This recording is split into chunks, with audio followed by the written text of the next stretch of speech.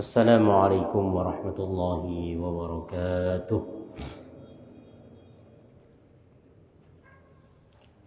الحمد لله رب العالمين، وبه نستعين على أمور الدنيا والدين، والصلاة والسلام على أشرف الأنبياء والمرسلين وعلى آله وصحبه أجمعين. سبحانك لا علم لنا إلا ما علمتنا إنك أنت العليم الحكيم. رب اشرح لي صدري ويسر لي أمري واحلل عقدة من لساني يفقه قولي.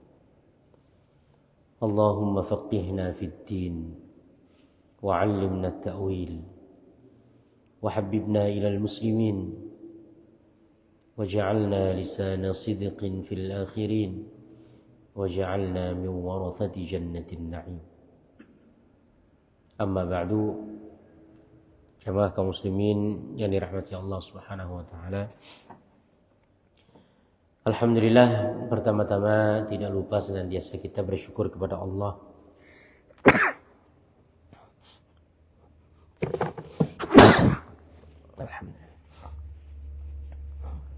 atas semua limpahan nikmatnya. Pada pagi hari ini kita masih diberikan kesehatan, kesempatan. Kita masih dapat sama-sama menjalankan salah satu kewajiban kita, melaksanakan salat subuh secara berjamaah. Kita melanjutkan kembali kajian Selasa pagi kita. Kita masih membaca, mentelaah, mengambil hikmah-hikmah dari kitab Saidul Khatir, kitab yang ditulis oleh Al-Imam Abdurrahman Ibnul Jauzi rahimahullahu ta'ala. Kitab yang berisi nasihat-nasihat, petuah-petuah hasil dari perenungan yang beliau lakukan setelah melihat sekitar atau melihat diri beliau sendiri, mengamati keadaan-keadaan yang terjadi di sekitaran beliau. Kita sampai halaman berapa? 164. Silakan kawan-kawan yang ada bukunya, kita baca sama-sama. Silakan Pak Indra. Masih ada sisa? Susuk apa sisa?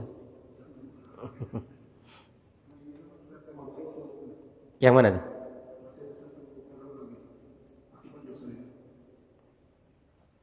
Akibat dosa. Ya, dibacalah. Ya. Kita selesaikan.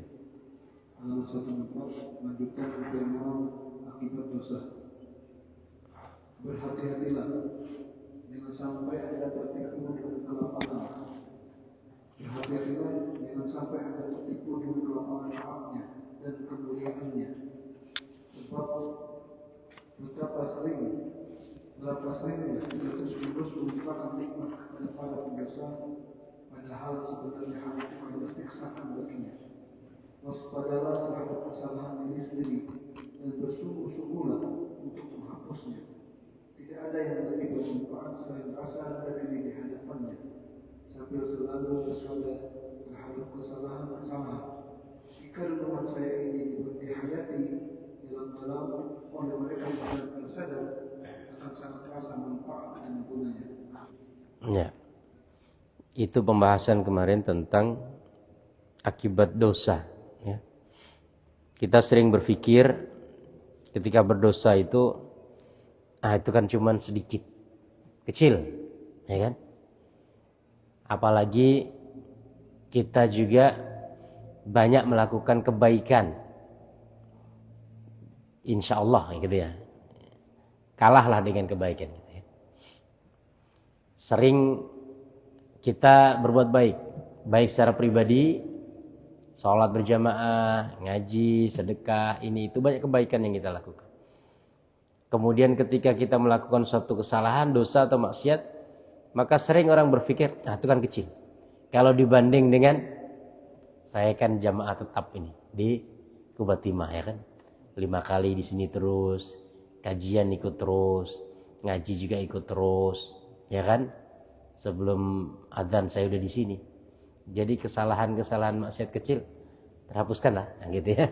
Nah, ini bagian dari ghurur, ketertipuan seseorang ketika melihat dosanya lebih kecil daripada kebaikan yang telah dia lakukan, sehingga dia akan meremehkan, ya kan?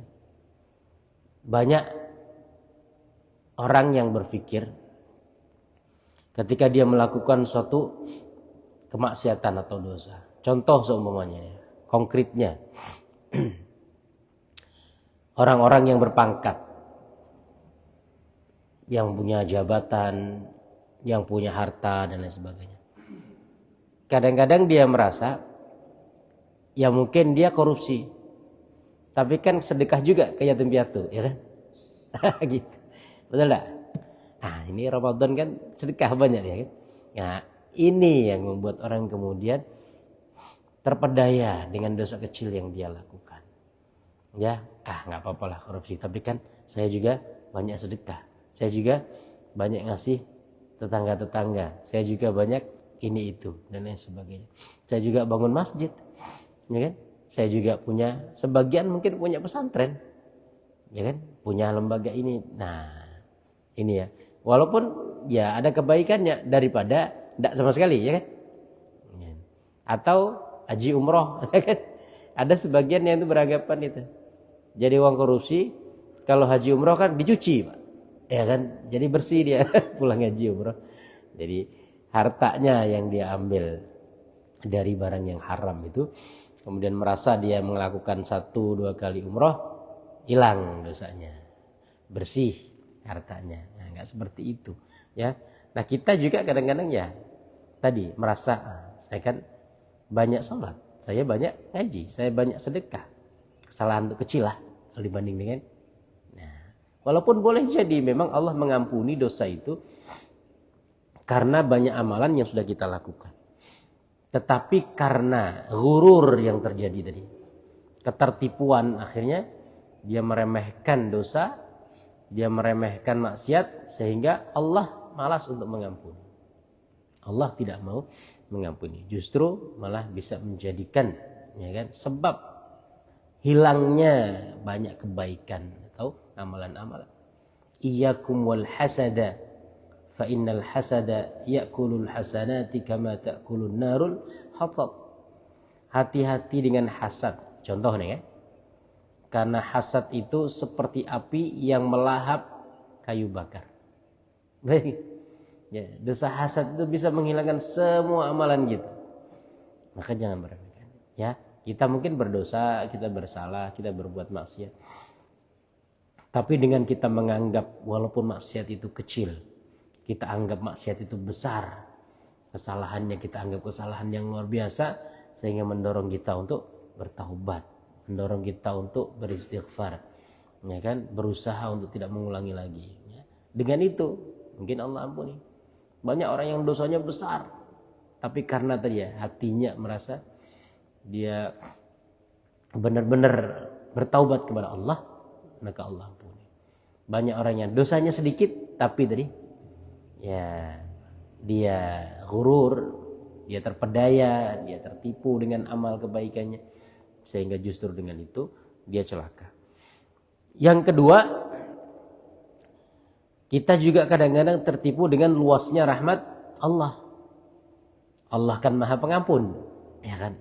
Masa sih Allah nggak ngampuni, ya kan? Allah kan Maha Penyayang, masa sih Allah nggak menyayangi? Allah Maha ini, Maha itu. Kemudian kita jadikan sebagai andalan, sehingga kita meremehkan dosa-dosa kemaksiatan yang kita lakukan, ya. Jadi ini bentuk ghurur atau ketertipuan, keterpedayaan seorang, merasa dosanya kecil dibanding dengan amalan-amalan besar yang dia lakukan. Apa itu yang kalau peribahasa kita apa? Setitik nila setitik apa? Ya kan? Merusak susu sebelanga, ya kan? Jadi dari setitik bisa jadi, Pak. Amalan kita seperti susu sebelanga atau sebaskom, ya kan? Atau susu ember. Ya, kena satu titik noda, maka habis semuanya kalau kita meremehkan, ya. Walaupun tadi ya bisa jadi dosa itu walaupun besar Allah ampuni kalau memang hati kita merasa berdosa. Yang kedua, jangan tertipu dengan rahmat kasih sayang Allah. Allah Maha Pengampun, Allah Maha Penyayang, Allah Maha Baik, ini itu dan lain sebagainya. Sehingga tadi ya pastilah Allah mengampuni saya, pastilah Allah ini itu dan lain sebagainya. Ya, kita lanjut.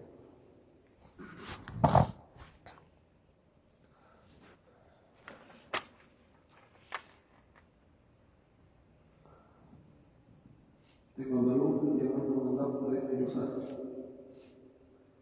Manusia seringkali menyepelekan perkara yang sangat kecil. Padahal sikap seperti itu amatlah tercela. Misalnya, seorang penuntut ilmu yang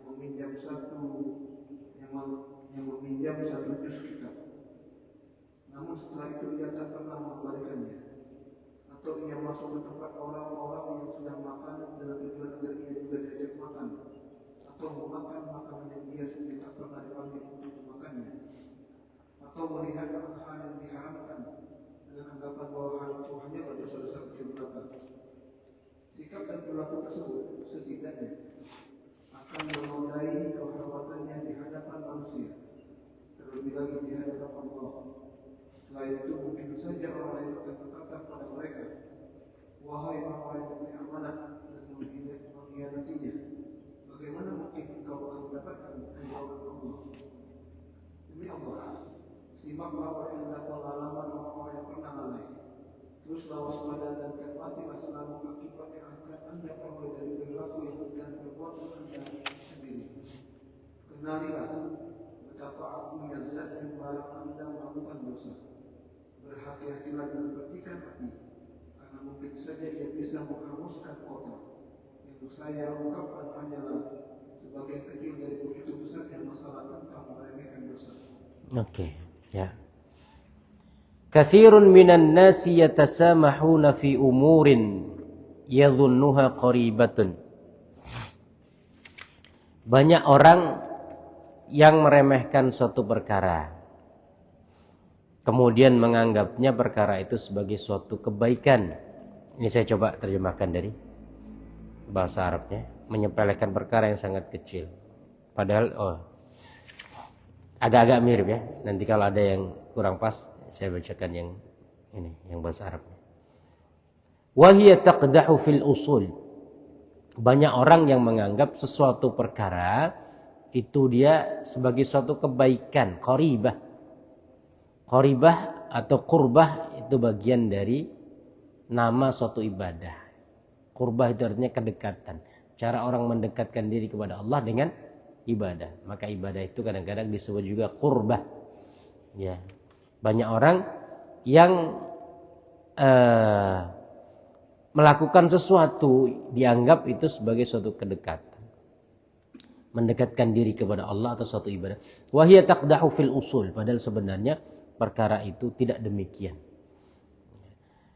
Kasti'arati thullabil ilmi juz'an la yaruddunahu, seperti seorang penuntut ilmu kadang minjam satu kitab tidak dikembalikan. Kalau di pesantren itu kan sering pinjam sendal nggak balik-balik. Ya, tapi Allah alam itu ya mungkin dinamika kehidupan pesantren. Kadangnya minjem pulpen kawan kan nggak balik juga. Gitu. Kemudian ya pinjam ini pinjam itulah. Tapi maksudnya di sini kan kembali kepada yang awal tadi. Maksud untuk meremehkan suatu dosa atau kesalahan atau kemaksiatan. Itu perkara kecil ya, memang perkara kecil. Tapi bagi seseorang itu perkara kecil bisa jadi besar. Ada pepatah Arab mengatakan begini. Hasanatul abrar sayyiatul muqarrabin. Kebaikan orang dengan tingkatan abror. Abror ini orang baik lah istilahnya. Salah satu makom atau tingkatan kebaikan seseorang itu disebut abror, anggap ya. Hasanatul abror, kebaikan yang dilakukan oleh orang abror. Sayyiatul muqarrabin, dianggap sebagai keburukan bagi orang dengan tingkatan muqarrabin. Jadi sesuatu yang biasa atau dianggap kebaikan dilakukan oleh seorang kelompok manusia, sekelompok manusia, bisa jadi dianggap keburukan bagi manusia dengan tingkatan yang lainnya. Contohnya, orang itu hafal Quran. Kalau dia baca Al-Quran satu hari satu halaman sebelumnya, bagi orang-orang biasa itu kan sudah wow, ya kan? Sudah wow gitu. Artinya bagi orang biasa bisa baca satu hari satu halaman itu sudah hebat. Tapi bagi penghafal Quran atau bari ahli Quran, satu hari satu lembar itu ya dalam tanda petik satu keburukan. Harusnya dia bisa mengulang 5 juz atau bahkan sebagian 10 juz dalam satu hari, kan begitu? Artinya sesuatu yang dianggap baik dilakukan oleh seseorang dengan tingkatan tertentu bisa jadi menjadi keburukan ketika dilakukan oleh orang dengan tingkatan yang lain. Melihat orang pakai celana pendek gitu, ya biasa aja. Tapi kalau seumpamanya ada orang dengan posisi tertentu, ya kan, pakai celana pendek, dianggap suatu aib, suatu keburukan, ya kan, pakai celana pendek jalan-jalan. Ya, kadang-kadang ngelihat, contoh lah ya dalam kehidupan bermasyarakat kita. Ya kalau ngelihat ustadz pakai celana pendek jalan di Ramayana gimana? Padahal kan banyak Pak orang pakai celana pendek, ya kan? Bantai gitu. Nah, masa ustadz begitu? Kan begitu ya? Padahal, nah, kan banyak orang yang melakukan begitu. Tapi karena dia punya tingkatan tertentu sehingga dia menyesuaikan dengan keadaan. Kadang-kadang kan begitu. Ya anak kecil kalau dia nangis ya biasa. Tapi kalau bapak-bapak nangis kan lucu kan? Ya, nangis gara-gara nggak dikasih permen semuanya kan. Ini ada bapak-bapak nangis gara-gara nggak dikasih permen. Ya, alasannya banyak anak-anak nangis nggak dikasih permen, ya kan beda. Ya. Beda tingkatan, kan harusnya gitu ya. Hasanatul abrar, sayyiatul muqarrabin. Kebaikan atau sesuatu yang biasa dilakukan oleh abrar itu dianggap sebagai keburukan bagi orang dengan tingkatan muqarrabin. Ya bagi orang biasa baca Al-Quran satu halaman satu hari udah bagus. Tapi bagi tadi ya, bagi ya hafidz Quran, bagi imam atau bagi ya guru-guru agama, guru-guru Al-Qur'annya itu suatu keburukan dalam tanda petik. Oke. Nah, begitu juga kebalikannya. Dosa kalau dilakukan oleh orang biasa, ya kan? Ya, terasa kecil. Tapi ketika yang melakukan itu orang yang dengan posisi atau pangkat atau dengan kedudukan tertentu, dia menjadi besar. Kan gitu ya. Nah, itu yang pertama. Jadi dengan tingkatan tertentu seseorang itu dinilai berbeda walaupun aktivitasnya ya sama. Baik itu kebaikan atau keburukan. Yang kedua, kebaikan dan keburukan itu juga bisa dinilai berdasarkan dengan objeknya. Kalau kita, mohon maaf, kadang-kadang ya canda-canda atau bahkan mungkin menghina secara serius beneran gitu. Tapi yang kita hina kawan sendiri, ya kan, orang biasa, ya nggak terlalu ngefek. Tapi kalau menghina presiden, nah beda. Sudah dianggap sebagai penghinaan terhadap negara, kan begitu. Nah, saya biasa kok ngomong itu ke kawan, ya jangan ngomongin ke presiden, ya. Ngomongin ke orang dengan tingkatan tertentu. Artinya dosa kita kecil. Tapi objek dosa kita itu Allah. Ya kan? Objek dosa itu siapa? Allah. Jadinya besar. Ngina orang, ya biasa kalau ngina tetangga, ngina kanan kiri, ngina kawan sendiri, biasa kan? Tapi kalau yang dihina presiden, yang dihina orang besar, yang dihina, oh hati-hati. Ucapannya bisa jadi sama, hinaannya beda. Keburukan yang dilakukan, sama, ini sama. Tapi kalau objeknya orangnya berbeda, maka efeknya akan berbeda. Ketika kita berbuat dosa, kecil kok dosa. Lihat, antum berdosa ke siapa? Kita ini berdosa ke siapa? Ke Allah. Allah dengan segala keagungannya, gitu. Ya kan seperti itu ya. Maka dosa itu dalam tanda petik ya, tidak ada kecil di sisi Allah. Tidak ada kecil. Dengan keagungan Allah, sekecil apapun dosa kemaksiatan yang dilakukan, dia jadi besar. Dia jadi besar. Begitu juga dengan kebaikan. Ya. Kebaikan nggak ada yang kecil. Semua kebaikan karena objeknya, hubungannya adalah kepada Allah, maka dia jadi besar. Sama dengan Al-Quran. Apa yang membedakan Al-Quran dengan perkataan-perkataan yang lain? Subjeknya. Yang ngomong Allah. Kalau yang ngomong kita, ya sudah. Sama-sama hurufnya alif ba ta juga seumpamanya. Ada orang Arab ngomong kan alif ba ta juga huruf-hurufnya, ya kan? Mau ngomong pakai bahasa Arab. Kok beda dengan Quran? Karena yang ngomong beda. Maka semua umat Islam ya meyakini adanya kemuliaan Al-Quran dibanding perkataan yang lain karena Allah yang ngomong. Ya kita dalam kehidupan kita di dunia ini, kalau sultan yang ngomong, raja yang ngomong, beda. Udah jadi titah, ya kan? Bahkan di sebagian negara yang benar-benar absolut, ya.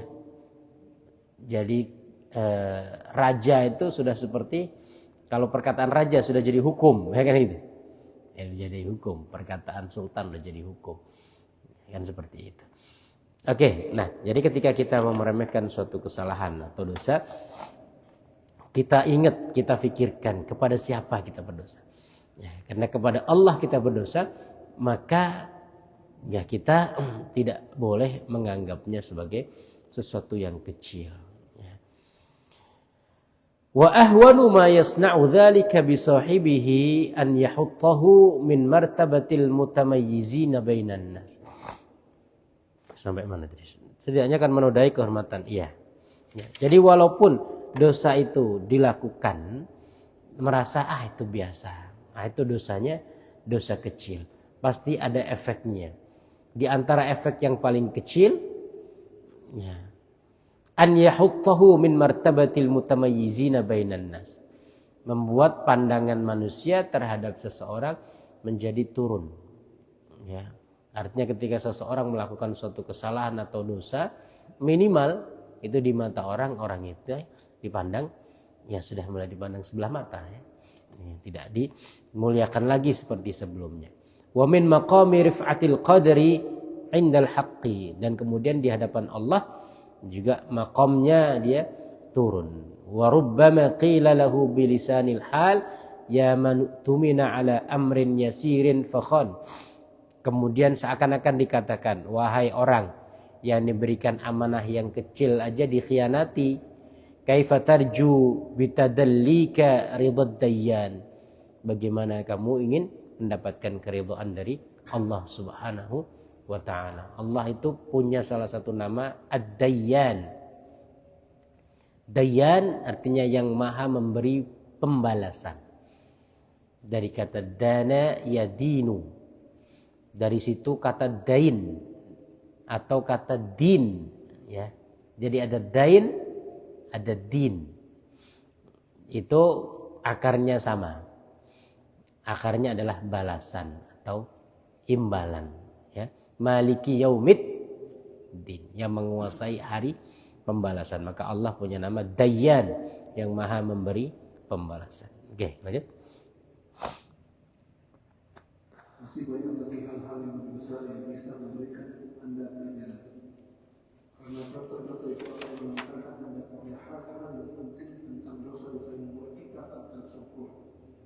Ilmu dan kewaspadaan akan memberikan Anda pengetahuan tentang apa yang telah Anda lalaikan. Ia juga akan berisyarat dan penunjuk sehingga Anda akan bisa melihat dengan mata hati apa yang menjadi bencana dari pekerjaan Anda. Ya daya dan upaya itu dari Allah yang Maha. Oke. Ada beberapa kayaknya terjemahannya ada beberapa yang Tidak ada ya. Nah, ini tadi sebelumnya tentang bagaimana contohnya ya ketika orang meremehkan dosa. Ya. Orang yang meremehkan dosa. Ya, jangan meremehkan percikan api. Dia bisa menghanguskan kota. Ya kan? Jangan remehkan puntung rokok. Ya kan? Kalau antum puntung rokok dibuang ke pom bensin ya sudah. Ya kan, puntung rokok kecil nih. Ternyata belum mati ya. Dia bisa menimbulkan bahaya besar. Ya. Berhati-hatilah dengan percikan api karena mungkin saja ia menghanguskan kota. Ya. Oke, ada seorang ulama salaf dikatakan di sini. Qala ba'du salaf, sebagian ulama salaf mengatakan, tasamahtu biluqmatin. Aku pernah ngerasa tasamuh itu artinya toleran, tapi maksudnya ya apa ya? Permisif, atau permisif. Permisif itu menggampangkan ya. Aku pernah menggampangkan satu suapan makanan. Artinya saya makan tapi udahlah nggak tahu dari mana gitu ya. Entah dari halal atau haram ya. Soalnya makanlah cuma satu suap aja kan. Itu ada orang yang makan haram ya bersuap-suap gitu. Kita kan cuma satu suap. Jadi saya pernah meremehkan atau tidak terlalu memperhatikan dengan satu suapan makanan biluqmatin. Fatanawaltuha, kemudian aku makan ya. Fa anal yauma min 40 sanatan ila khalf. Saya merasa mundur 40 tahun ke belakang. Artinya dengan satu suapan makanan yang dia terlalu permisif, terlalu menggampangkan karena enggak mempedulikan ini satu suapan dari mana, dapatnya seperti apa, halal haramnya kan. Adalah cuma satu suapan aja. Dia merasa dengan satu suapan itu saya seperti mundur 40 tahun ke belakang. Maksudnya secara keilmuan seakan-akan mundur, secara ibadah seakan-akan mundur. Jadi hanya dengan satu suapan makanan yang tidak diperhatikan kehalalan dan keharamannya tadi membawa dia mundur 40 tahun ke belakang. Fallaha Allah isma'u mimman qad jarrab. Dengarkanlah dari orang-orang yang pernah melakukan tajribah. Tajribah itu percobaan seperti tadi ya, yang meremehkan, menggampangkan dosa. Kunu ala muraqabatin, tetaplah waspada. Wanzuru fil awaqib, lihat akibat dari perbuatan itu walaupun kecil. Wa'rafu 'azamatan nahi, lihatlah betapa besarnya orang yang kita langgar, atau bukan orang, zat yang kita langgar. Kita melanggar perintah Allah. Wahdharu min nafkhatin tuhtaqar, hati-hatilah dengan satu hembusan, satu tiupan yang membuat kamu terhina. Wa syararatin tustasghar, dengan satu dosa yang membuat kamu dilihat rendah. Farubbama ahraqat baladan, boleh jadi dia menghanguskan atau menghancurkan kota, ya kan? Wa hadzal ladzi asyartu ilaihi yasirun yadullu ala katsirin. Yang aku sebutkan, kata Ibnu Jauzi, sedikit dari yang banyak. Artinya masih banyak lagi hal-hal yang seperti itu, ya. Yang pernah dialami oleh seseorang hanya karena kesalahan kecil yang membuat dia yang membuat ya kehancuran atau membuat dirinya dihinakan, ya. Yang membuat dia ya tadi dari satu posisi yang mulia menjadi posisi yang terhina. Maka tetap waspada. Oke, lanjut. Bertaubatlah. Bertaubatlah wahai jiwa. Saya merasakan ada sesuatu yang sangat degil dalam jiwa ini. Ia selalu menuntut kepada Allah untuk dipenuhi segala kebutuhannya. Namun ia sendiri lupa akan berbagai keburukan yang pernah dilakukan. Betul gak? Ini jiwa beliau. Diri beliau berbisik seperti itu. Kita berbisik begini gak? Pengen terus dipenuhi keinginan kita kan? Tapi tadi gak pernah berpikir tentang betapa besar dosa yang kita lakukan. Pengen dipenuhi keinginannya, tapi tidak pernah mau memenuhi keinginan Allah. Ya kan? Doa pengen cepat-cepat dikabulkan. Allah manggil sholat, malas-malasan kan itu. Ya, ini beliau merasakan. Ya sebagian kita juga mungkin merasakannya. Tapi kan kemudian cuai. Ya, udahlah, biarlah kan gitu. Oke, lanjut. Saya terdengar kata-kata berpikir di jiwa saya. Wahai jiwaku, apakah sesungguhnya yang engkau inginkan? Jika engkau hendak berbicara dan meminta, mintalah ampunan darinya. Ia langsung berkata, kepada siapa aku harus menyampaikan keinginanku? Saya menjawab, aku tak melarang untuk meminta apa yang engkau inginkan. Aku hanya ingin engkau memperbaiki taubatmu. Lalu katakanlah apa yang engkau inginkan. Seseorang yang berada dalam perjalanan dan dalam keadaan terpaksa, ia harus makan bangkai hewan. Tetap saja hal ini terlarang baginya. Akan tetapi, haruskah mereka mati kelaparan? Tidak. Tetapi hendaklah ia bertaubat dahulu, kemudian barulah ia boleh makan. Ya. Sekali lagi, dosa itu tadi bisa berbeda nilai tergantung dengan bagaimana orang yang melakukannya. Satu dosa dilakukan karena meremehkan, walaupun itu kecil, maka dampaknya bisa besar. Tapi dosa besar yang dilakukan, tapi orang itu masih merasa bahwasanya dia berdosa, menganggap bahwasanya itu kesalahan, maka bisa jadi Allah ampuni. Ya kan? Ada banyak yang Allah masukkan surga karena sedikit kebaikan yang dia lakukan. Sebaliknya juga, ada banyak yang orang masukkan ke neraka karena kecil dosa yang dia lakukan. Ya. Iblis itu dikisahkan ketaatannya luar biasa. Dia melakukan suatu kesalahan. Apa kesalahannya? Apa kesalahan iblis? Ya. Nabi Adam ada nggak kesalahannya? Ada. Maka seorang ulama pernah mengatakan ada bedanya antara Nabi Adam dengan iblis, walaupun sama-sama bersalah. Nabi Adam dilarang untuk makan, beliau makan. Kan kesalahan juga. Iblis diperintah suatu amalan, ya, bersujud dalam rangka memuliakan Nabi Adam, dia nggak mau. Dua-dua ini ada kesalahan, maka dua-dua dikeluarkan. Satu dikeluarkan tidak mau bersujud kepada Nabi Adam, dan itu perintah Allah. Satu dikeluarkan karena melanggar larangan, tak boleh memakan buah di surga. Dua-dua dikeluarkan, tapi ujungnya beda. Lagi ya. Sampai hari ini iblis masih dilaknat, dikutuk, menjadi makhluk tercela. Ya, kita berlindung selalu dari iblis. Tapi Nabi Adam dimuliakan, diangkat menjadi bapak para nabi dan bapak umat manusia. Namanya diabadikan masuk golongan para nabi. Nah di situ apa bedanya? Jadi kesalahan boleh jadi sama dilakukan, tetapi ya, karena pembawaan dari dosa kesalahan itu sehingga Allah juga menyikapi dengan cara yang berbeda. Iblis ketika ditanya, kenapa kamu tidak bersujud kepada Adam sementara aku memerintahkanmu?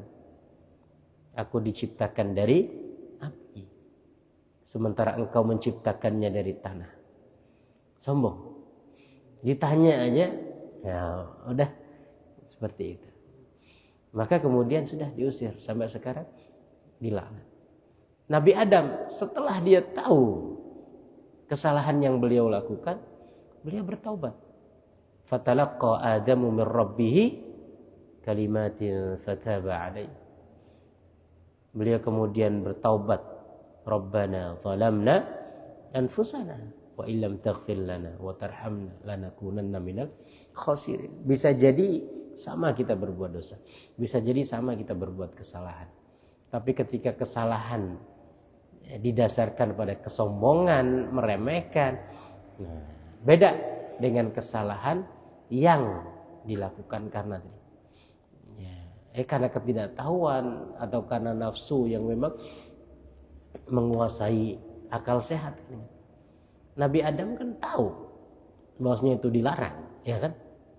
Tapi kemudian ya digoda dan lain sebagainya. Kadang-kadang dengan godaan itu kan yang membuat nafsu kita ini mengalahkan akal sehat, sehingga kita berbuat dosa. Ya, orang tidak sholat. Kalau orang tidak sholat itu karena ya dia tidak tahu atau karena suatu hal yang tidak bisa dia tinggalkan. Dengan orang yang tidak sholat karena meremehkan beda. Di beberapa tempat di kita ini Pak, saya beberapa kali bukan didatangi lah, ada kawan atau adik-adik saudara kita, adik-adik kita lah, yang ngeluh gitu. Dia kerja di suatu tempat, tidak punya waktu untuk istirahat, bahkan untuk sholat. Ya. Untuk sholat pun nggak ada shiftnya. Ya. Apalagi kalau dia kerja semuanya shiftnya siang, dari zuhur itu sampai isya, nggak dikasih kesempatan untuk sholat. Maka asar nggak dapat, ya. Zuhur bisa jadi kalau sebelum zuhur dia masuk, zuhur nggak dapat, asar nggak dapat, maghrib nggak dapat, isya. Ya kan? Dia pengen sholat, tapi tadi pekerjaan dia tidak membolehkan itu, dia terhalang oleh itu. Nah, orang yang seperti ini tentu beda. Orang yang hari-harinya di rumah dan ngapa-ngapain, apalagi pensiunan, ya kan?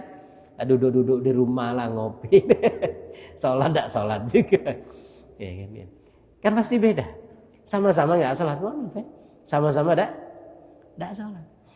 Yang satu ini dia pengen sholat, tapi keadaan seperti itu membuat dia terhalang. Yang ini waktunya, sebenarnya banyak. Dia kapan saja mau sholat, tapi dia nggak sholat. Sama-sama dosa, ya kan? Tapi di sisi Allah tentu berbeda. Bahkan kadang-kadang kebaikan yang dilakukan dengan kesombongan itu lebih, artinya dosa yang dilakukan dengan penyesalan lebih baik daripada kebaikan yang menimbulkan kesombongan, ya kan? Jadi ada orang yang berdosa seperti itu tadi sebenarnya. Kemudian malam-malam dia bertaubat kepada Allah, ya Allah, inilah yang mampu aku lakukan, ya. Aku harus cari makan dengan bekerja. Pekerjaan tidak memungkinkan untuk sholat. Dia minta ampun, ya, dia menangis, beristighfar dan lain sebagainya. Sementara orang-orang yang mungkin sholat siangnya, ya, sedekah siangnya, tapi kemudian dia tidur nyaman, nyenyak, merasa dengan kebaikan itu dia masuk surga gitu kan. Ya, tertutup dosa-dosa dan kekurangan-kekurangannya. Jadi dosa yang menimbulkan atau menghadirkan penyesalan bisa jadi, saya katakan, lebih baik daripada amalan kebaikan yang menghadirkan atau melahirkan kesombongan. Iblis ya karena sombongnya itu. Iblis itu ahli ibadah luar biasa. Maka dia masuk dalam kumpulan malaikat. Maka ada kesalahan ketika orang mengatakan begini, iblis itu nggak salah, kan nggak disuruh. Allah itu memerintahkan kepada siapa sih untuk sujud? Memerintahkan siapa untuk sujud kepada Adam? Di Al-Quran itu perintahnya kepada malaikat. Wa idh qala rabbuka lil malaikah wa qulna ya Adam wa idh qulna lil malaikatis judu. Jadi enggak ngomong kepada iblis. Ngomongnya kepada malaikat. Ya enggak salah dong iblis enggak sujud. Yang disuruh kan malaikat. Atau silakan buka Al-Qur'an. Konteksnya itu memang perintahnya kepada malaikat. Tapi iblis itu ya dia sudah seperti malaikat karena memang ngumpul dengan para malaikat, ibadahnya sudah seperti ibadah para malaikat. Maka ketika perintah itu disampaikan kepada malaikat, ya iblis juga masuk bagian dari orang yang diperintahkan. Ya kayak gini ya, kadang-kadang semuanya kita dalam majelis itu ada bapak-bapak, ada ibu-ibu nyampur ya kan. Ya, ketika dikatakan bapak-bapak, ya ibu-ibu juga masuk, ya kan? Dengan gitu ya. Kaum muslimin yang dirahmati Allah, muslimin itu laki-laki, ya kan? Wah saya kan muslimat, tidak masuk gitu. Ya masuk. Ya karena sudah satu kelompok. sudah ini. Apalagi iblis cuma satu. Maka yang satu itu kemudian gabung kepada yang banyak.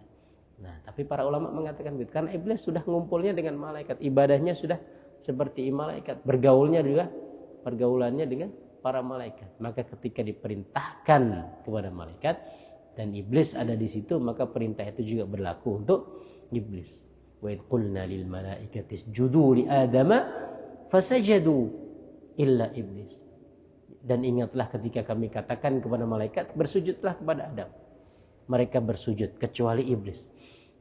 Nah, kata orang-orang liberal itu kan begitu. Ya pinterlah iblis, enggak disuruh. Ya kan? Yang disuruh malaikat. Saya bukan malaikat, saya iblis. Tapi Allah mengatakan illa iblis, kecuali iblis. Berarti memang dia masuk perintah, tapi dia melanggarnya. Kecuali dia yang melanggar. Jamaah kaum muslimin yang dirahmati Allah Subhanahu wa taala. Mungkin ini ya bisa kita kaji untuk pagi hari ini ya, yang kita baca tentang jangan meremehkan dosa ya. Karena sekecil apapun dosa yang kita lakukan, kalau objeknya adalah Allah, maka dia menjadi besar. Sekecil apapun dosa yang kita lakukan, kalau landasannya kesombongan, meremehkan, maka hati-hati, itu di sisi Allah menjadi dosa yang besar. Ini aja yang bisa kita kaji, mudah-mudahan ada manfaatnya. Subhanakallahumma wa bihamdika asyhadu an la ilaha illa anta astaghfiruka wa atubu ilaik. Assalamualaikum warahmatullahi wabarakatuh.